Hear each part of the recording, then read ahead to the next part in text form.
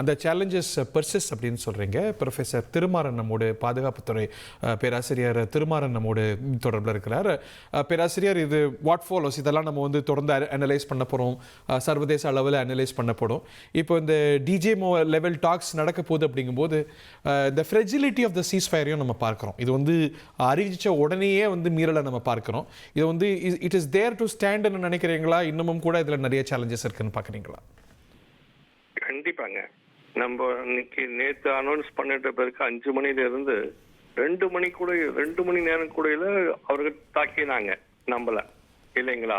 அந்த தாக்குதல் வந்து it's a clear violation of the ceasefire.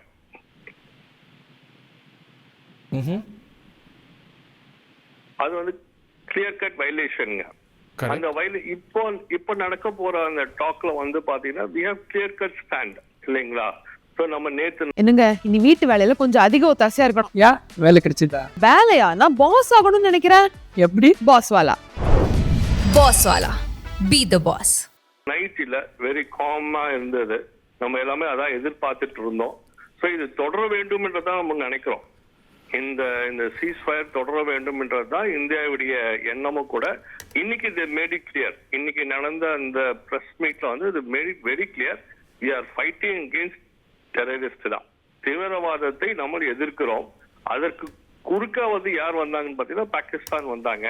So அவர்களுடைய சேதாரம் எல்லாம் அவர்கள் காரணம் அப்படின்னு கிளியர் கட்டா சொல்லி இருக்கிறோம். நம்ம படத்துல பார்த்தாவே தெரியும், ஒரு 11 இடத்த வந்து நம்ம டார்கெட் பண்ணி கிளியரா அடிச்சிருக்கிறோம். அதனுடைய இம்பாக்ட் தான் வந்து இந்த சீஸ்ஃபயருக்கு வந்து அவங்க ஒத்துட்டு இருப்பாங்க அப்படின்றது இப்ப கிளியர் கட்டா தெரியுது. நூர்கான் இடம்லாம் பாத்தீங்கன்னா வெரி சென்சிட்டிவ் பிளேஸ். அது வந்து it's close to Islamabad. So அப்படி இருக்கும்போது இட்ஸ் ஷோஸ் அவர் சுப்ரியாரிட்டி, இல்லைங்களா? சுப்ரியாரிட்டி தெரியுது. பட் இப்ப நம்ம என்ன பார்க்க வேண்டும்னாக்கா அவங்க என்ன டாக்ஸ்ல வராங்க, என்ன டேர்ம்ஸ் பேச போறாங்க அப்படின்றத பார்க்கணும். So we have to know what is the intention of Pakistan. இந்த ஹோல் எபிசோட்ல நம்ம வந்து பார்க்கறது என்னன்னாக்கா பாகிஸ்தானுடைய இன்டென்ஷன் என்ன, what is the aim அப்படின்னு பார்க்கணும். மேஜர் இதை கிளாரிஃபை பண்ணுவார்னு நினைக்கிறீங்க? இந்த டிஜேமோ டாக்ஸ்ல அதோடைய ஆம்பிட்டா என்ன இருக்கும், இதுல என்னெல்லாம் பேசலாம், இதுல என்னெல்லாம் சேலஞ்சஸ் இருக்குன்னு நினைக்கிறீங்க? உங்களுடைய சுருக்கமான இறுதி கருத்து. and I'll go to Mr. Ramesh next. டிஜேமோ டாக்ல பியூரா மிலிட்டரி பத்தி மட்டும்தான் இருக்கும், வேற எதை பத்தியுமே இருக்காது. அதுல 3 விஷயங்கள் முக்கியமா. இப்போ சமீபமா இந்த பிரச்சனை ஆரம்பிச்ச பிறகு பாகிஸ்தானுடைய ட்ரூப் பில்டப் அதை டீஇண்டெக்ட் பண்றது. 2வது பாகிஸ்தானோட புது பீரங்கிகள், புது எஃப்ஓபிஸ் சொல்லுவாங்க, அதை வந்து டீஇண்டெக்ட் பண்றது. பிளஸ் எந்தெந்த இடத்துலலாம் சீஸ்ஃபயர் வயலேட் ஆயிருக்கு அப்படின்ற கம்ப்ளீட் டீடைல்ஸை கொடுத்து அதை வந்து மானிட்டர் பண்ணுவாங்க. இது தாண்டி அவங்க பிளஸ் இன்ஃபில்ட்ரேஷன் 4 பிரச்சனைகளை தான் அவங்க இன்னைக்கு மேக்சிமம் பேசுவாங்க. அந்த மாதிரியான இன்ட்ரூஷன்ஸ் திரும்பவும் நடந்தது, இல்ல திரும்பவும் அதிகப்படுத்துறாங்க, பாகிஸ்தானுடைய தாக்குதல் மீண்டும் ஆரம்பிக்குது அப்படின்னா நாம எந்த மாதிரியான பதிலடியை கொடுப்போம் அப்படின்றத அவங்களுக்கு தெல்ல தெளிவா விளக்குவாங்க. இதுதான் இப்போ மெஜாரிட்டியா நடக்க போகுது. திரு ரமேஷ், உங்களோட இறுதி கருத்து சுருக்கமா?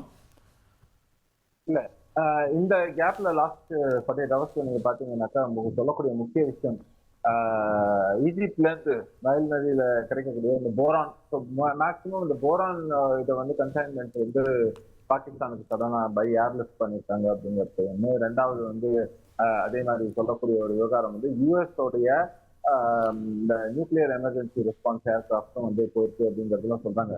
நூர்கான் வந்து நம்மளுடைய இவர் வந்து மூத்த அதிகாரி அவர்களுக்கு சொல்லும்போது சொன்னார், நூர்கான் பத்தி எவ்வளவு இம்பார்ட்டன்ட், அது ஒரு ரொம்ப சென்சிட்டிவ் ஏரியா அப்படின்னு. அதுவும் அந்த இடத்தையே நோக்கி 2 பேர் போயிருக்கிறதுங்கிறது ஒரு முக்கியமான விஷயம். ஸோ அதையும் நம்ம பார்க்கணும். ஸோ அதனால அவங்களோட சென்சிட்டிவ் ஏரியாவை வந்து நம்ம வந்து கை வச்சிருக்கோங்கிறதும் ஒரு முக்கியமான விஷயம்.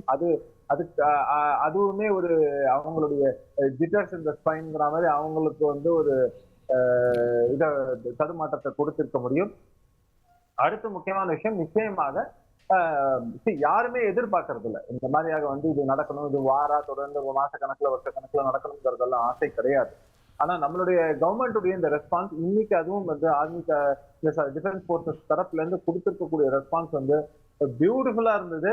எவ்வளவு மக்களுக்கு தேவையோ, என்ன தெரிந்து கொள்ள வேண்டுமோ, அதே மாதிரி அங்க வந்து ஸ்பெகுலேஷன் இருந்த விஷயங்களை எல்லாம் அதற்கு ஒரு முற்றுப்புள்ளி வைக்கும் விதமாக அழகான ஒரு தெளிவை கொடுத்துருக்காங்க. இன்னும் குறிப்பா சொல்ல போனோம்னா நம்மளோட ஏர்போர்ஸை வந்து அண்டர்மைன் பண்ற மாதிரி இதெல்லாம் பண்ணிட்டோம், சைனீஸ் கேட்டை வச்சு இத ரஃபேல வந்து இது பண்ணிட்டாங்கிற மாதிரியான ஒரு சோசியல் மீடியா இதுல வந்து பொய் பிரச்சாரங்கள், அதை நம்பிக்கொண்டு பல ஊடகங்கள் பேசிய விஷயங்கள், இதுக்கெல்லாம் பதில் சொல்ற விஷயமா கொஞ்சம் விஷுவல்ஸ் எல்லாத்தையும் கொஞ்சம் ப்ரூஃபா ஒரு டீசர் தான் பாக்குறேன். ஏன்னா எல்லாத்தையும் சொல்ல முடியாது, அதனால ரொம்ப அழகா சொல்லியிருக்காங்கன்னு பாக்குறோம். நம்ம வந்து we should trust our armed forces, we should trust our government. அதுக்கு நம்பிக்கைக்கு பாத்திரமா தான் நீங்க சொன்னது போல இந்திய வரலாற்றில் அவங்க நடந்துட்டு இருக்காங்க. ஸோ அந்த நம்பிக்கை பாத்திரமா பாகிஸ்தான் ஆர்மி நடந்து கொண்டதில்லை, அந்த மக்களை வெற்றியை பண்ணியிருக்குங்கிறத பார்க்கிறோம். There is all the reason to trust our forces. அவர்கள் டிஜிஎம்ஓ டாக்ஸை அடுத்த கட்டத்துக்கு எடுத்துட்டு போறாங்க. அடுத்த கட்டம் என்ன இந்த சீஸ் ஃபயர் ஹோல்ட் ஆகுதாங்கிறத நம்ம பொறுமையாக பார்ப்போம்.